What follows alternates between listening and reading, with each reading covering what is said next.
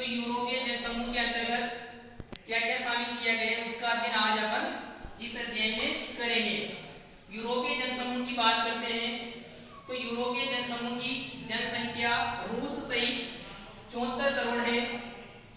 इसके अंतर्गत सबसे बड़ा देश रूस है जिसकी सर्वाधिक जनसंख्या रूस में पाई जाती है। इसके बाद दूसरे स्थान पर जर्मनी आता है। यूरोपीय जनसमूह की अगर अपन बात करें तो इस जनसमूह के अंतर्गत इस जनसमूह का विस्तार 40 डिग्री उत्तरी अक्षांश से लेकर के 60 डिग्री उत्तरी अक्षांश तक पाया जाता है।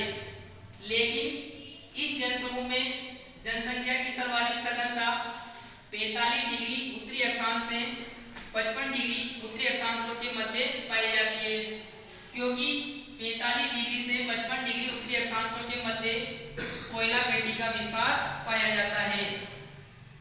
इस वजह से इस क्षेत्र में अधिक जनसंख्या का विस्तार पाया जाता है।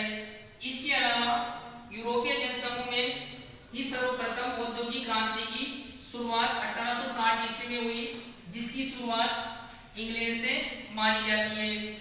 यूरोपीय जनसमूह के अंतर्गत इस जनसमूह में जन्म दर और मृत्यु दर दोनों ही कम है, इसलिए इस जनसमूह में जनसंख्या स्थिर अवस्था में पाई जाती है। यूरोपीय जनसमूह की 70% जनसंख्या नगरों में निवास करती है। इसका अर्थ है कि यहाँ की जो अधिकांश जनसंख्या है वो नगरीय अवस्था में है।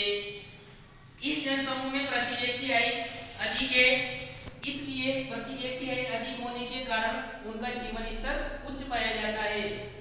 इससे स्पष्ट होता है कि यहाँ के जो देश हैं वो अधिकांशतः विकसित देशों की श्रेणी में आते हैं।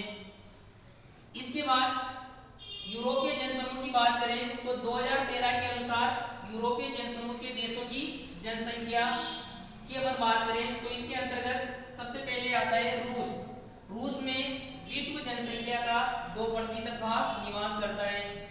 जर्मनी में विश्व जनसंख्या का 1.10% भाग निवास करता है, जबकि ग्रेट ब्रिटेन में विश्व जनसंख्या का 0.90% भाग निवास करता है।